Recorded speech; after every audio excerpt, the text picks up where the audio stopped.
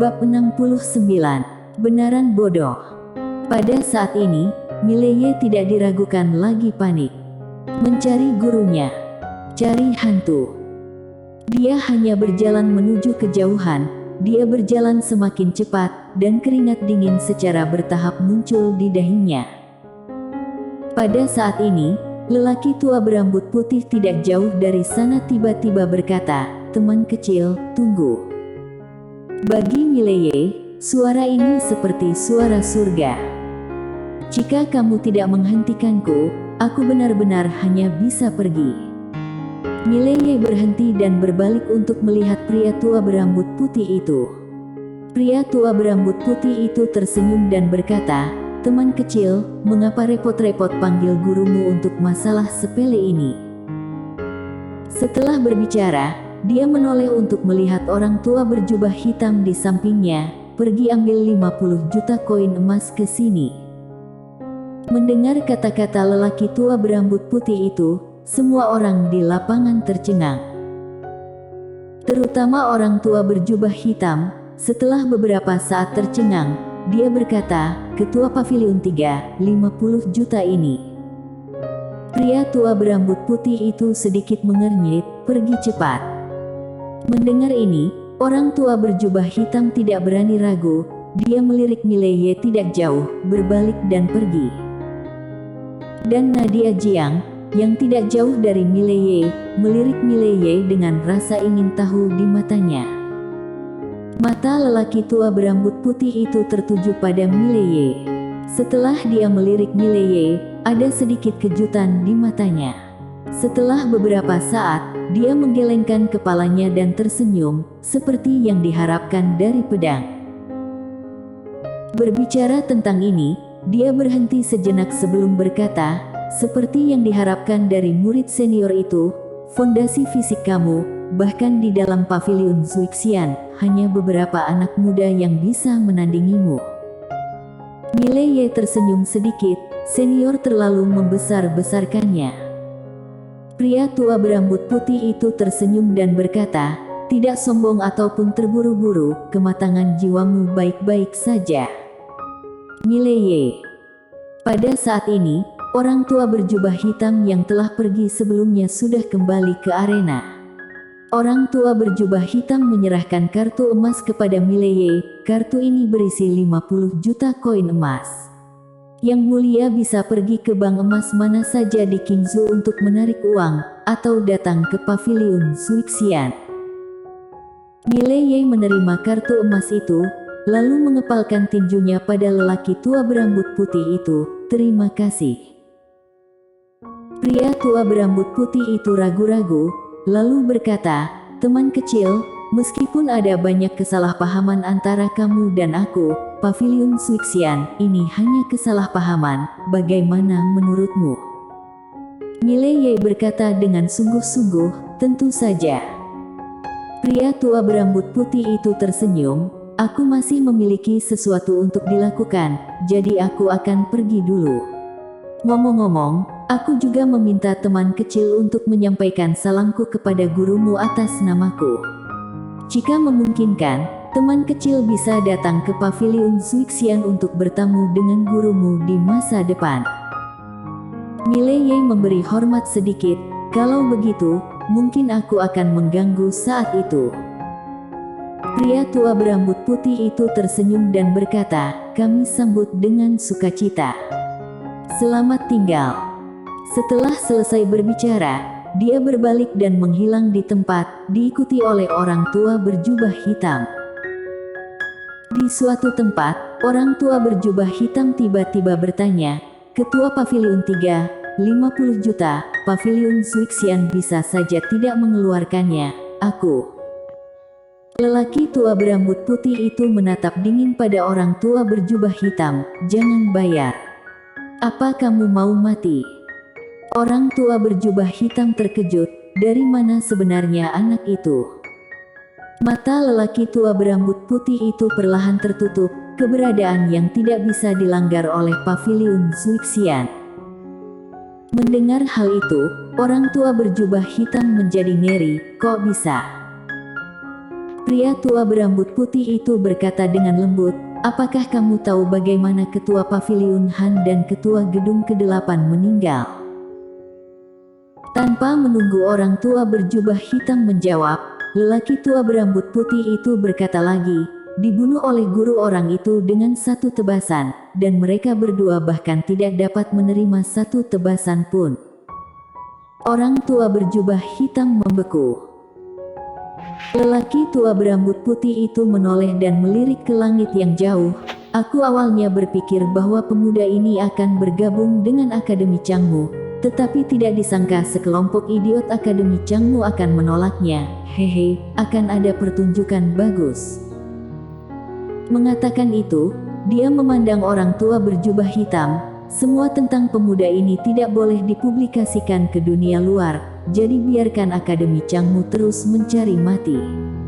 Selain itu, pemuda ini di kerajaan Jiang di masa depan, tolong dicoba untuk ditarik ke pihak kita, jangan mencari masalah dengannya, aku tidak ingin menyelesaikan masalah untuk kalian setiap hari. Setelah berbicara, lelaki tua berambut putih itu bergetar dan menghilang langsung di ujung langit yang jauh.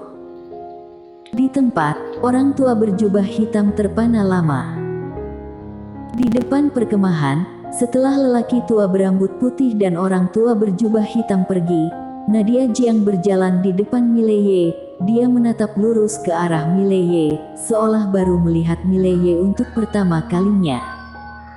Mileye tersenyum, ada apa? Nadia Jiang berkata dengan suara rendah, berpura-pura hebat. Mileye tersenyum pahit, sebenarnya, urusan ini sedikit. Nadia Jiang tiba-tiba menyela perkataan Mileye, tidak perlu katakan padaku, jadilah manusia, harus lebih berhati-hati, mengerti? Mileye tersenyum, oke. Mendengar ini, Nadia Jiang memelototinya, kalau kamu disuruh tidak mengatakannya, kamu benar-benar tidak mengatakannya. Mileye tercengang. Melihat penampilan Mileye yang tertegun, Nadia Jiang tidak bisa menahan tawa, lalu dia menoleh dan melihat sekeliling, dan segera, para master dan tentara di sekitarnya mundur. Pada saat ini, Mileye menyerahkan kartu emas di tangannya kepada Nadia Jiang, untuk kamu.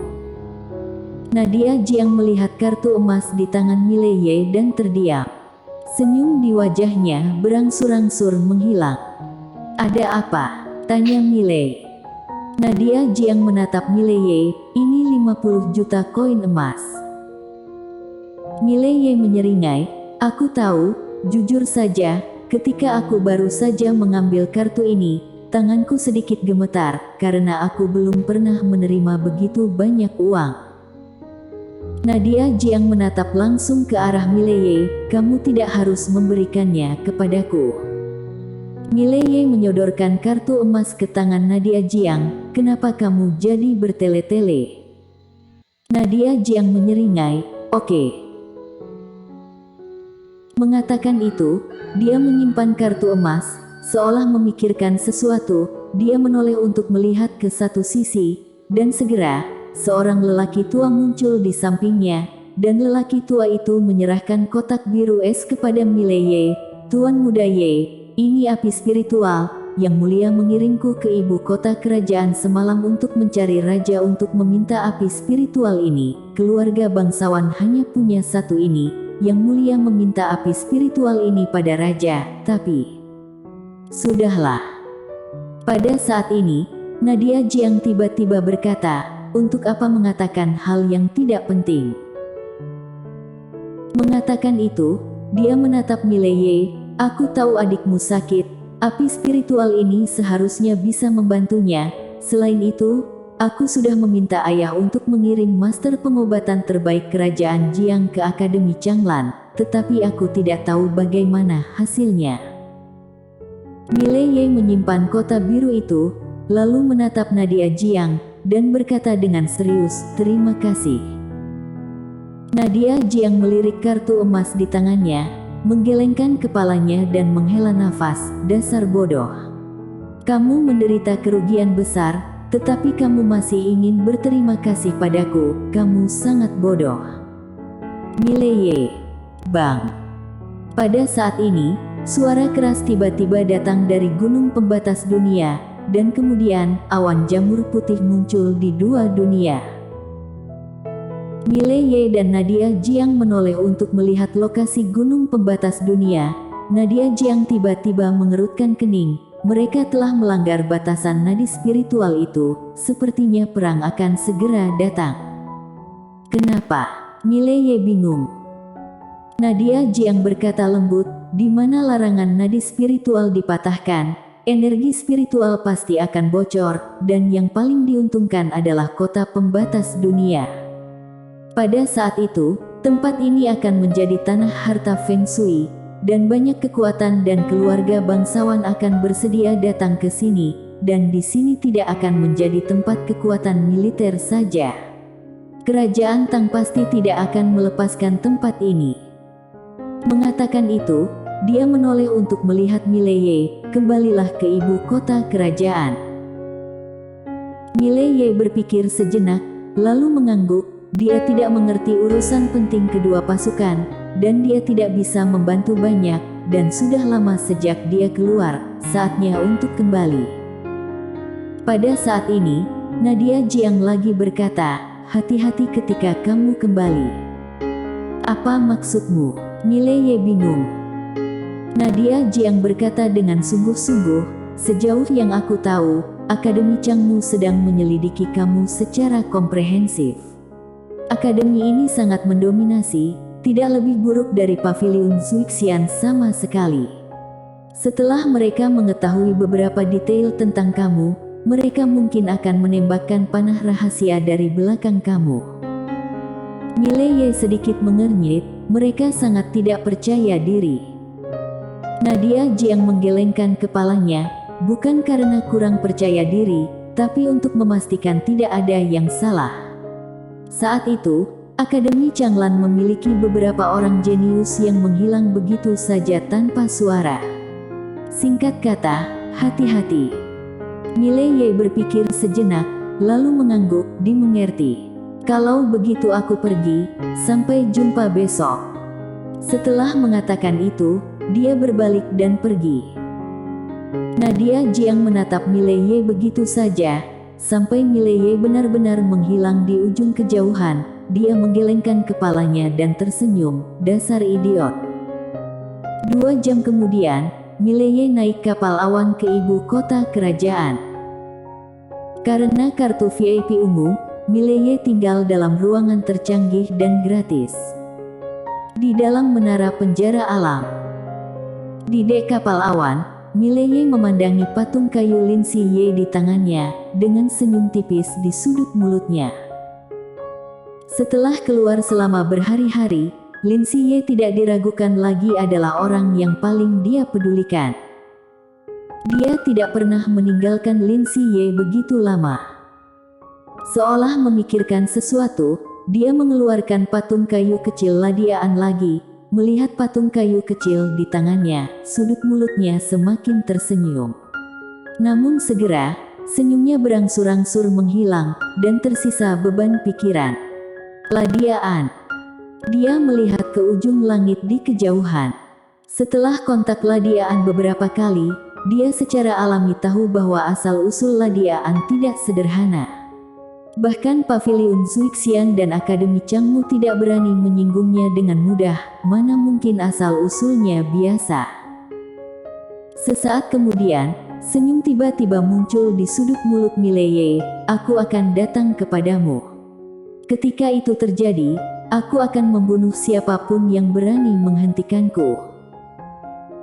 Pada saat ini, bayangan hitam tiba-tiba muncul di langit di atas kapal awan, dan detik berikutnya, tekanan yang mengerikan disertai dengan tangan raksasa ilusi tiba-tiba jatuh dari langit seperti guntur. Tekanan yang kuat, begitu muncul, kapal awan langsung retak. Suara horor yang tak terhitung jumlahnya terus berdering. Di dek kapal awan, ketika dia melihat tangan raksasa ilusi jatuh, wajah dan pupil Mileye tiba-tiba menyusut. Tanpa ragu-ragu, dia melompat dari kapal awan. Kapal awan tingginya setidaknya beberapa ratus meter dari tanah. Namun, pada saat ini, dia harus melompat. Kalau tidak melompat, ketika tangan itu jatuh, dia pasti akan mati. Melompat, mungkin ada peluang. Mileye baru saja melompat dari kapal awan, dan di belakangnya, seluruh kapal awan meledak. Dan Mileye terus-menerus jatuh ke dasar kapal awan, kecepatannya semakin cepat. Pada kecepatan jatuhnya saat ini, ketika dia mencapai tanah, takutnya dia akan langsung menjadi genangan daging. Jangankan dia, bahkan jika master alam mahir gaib jatuh juga akan hancur berkeping-keping. Kecepatannya semakin cepat dan semakin cepat. Akhirnya, seluruh tubuh Mileye robek dan hancur. Bersambung.